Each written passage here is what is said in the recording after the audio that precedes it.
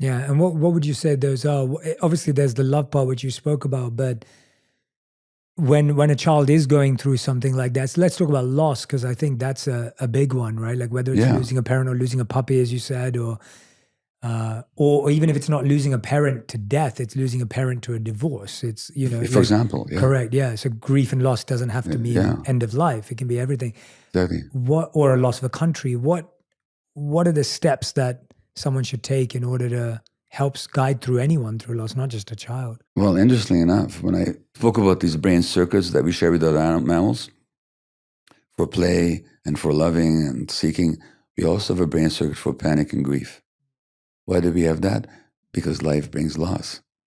And so grief is essential for life, because grief is coming to terms with the fact that something is gone, is not going to come back. So when a child experiences grief, and I said that the need of the child is to be able to experience all the emotions. They need to be able to experience the grief as well. Mm. And it doesn't matter whether from adult eyes we see that loss as major or minor. It's a question of how is the child experiencing it. And for a small child, even what looks like small losses can be very painful. Mm-hmm. Well, then we don't make the child wrong for it. We don't say, get over it, there's nothing wrong. Think of all the other children who are suffering, all that kind of relativistic, shaming stuff. We say, oh, it really hurts, doesn't it? You really wish grandpa would be here with you. You really wish mom and dad weren't leaving each other. It hurts. In other words, you just validate their emotions.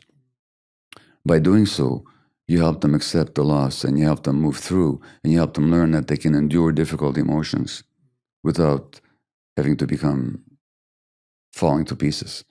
So we have a circuitry for grief in our brain, for grief in our brains. It needs to be allowed to do its work. I find that a lot of us today are reflecting on that inner child, right? Like that language is, again, more widespread today, or is growing. The idea of like, oh, we have this inner child who has this wound or this trauma.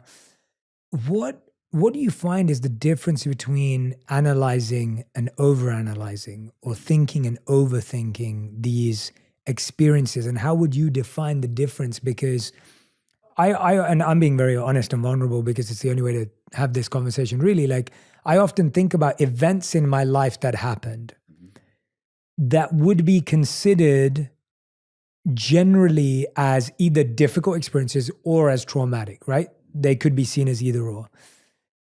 There are some of them that I've worked through myself, or with people that I trust, or with guides, and obviously through my monk life. There were things that I looked at and worked on. There are certain things that I don't feel a need, like I don't feel a desire to dive into.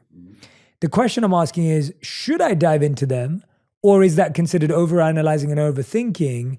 And I ask that for everyone else who's listening to this going, gosh, if I thought about everything that happened to me, I could be there for a while. What's your take on that? Well, first of all, in my world, there's no shoulds, okay? There are no shoulds. There's no shoulds, yeah. So I would never say to anybody, you should, because that itself is intrusive. So the question is whether it's helpful or not to delve into the past depends on what's happening with that individual.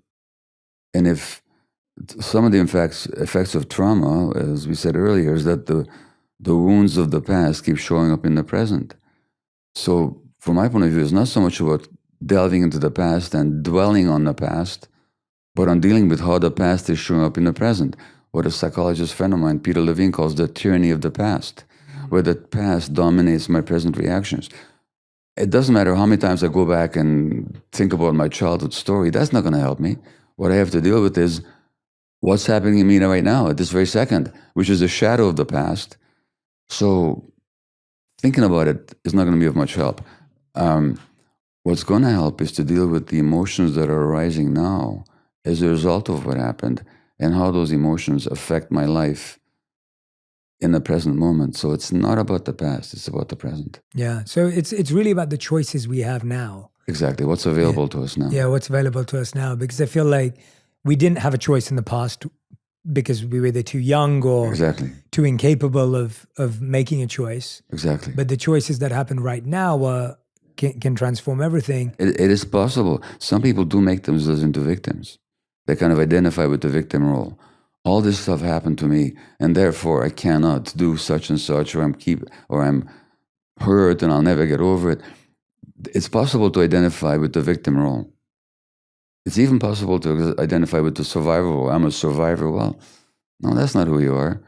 You survived, but who you are is much greater than that particular experience, and who you are is always much greater than your suffering. Yeah. And so it is possible for some people to identify with the suffering and the past to such a degree that they stop moving forward. Yes. I think you've just raised a really important component of all of this,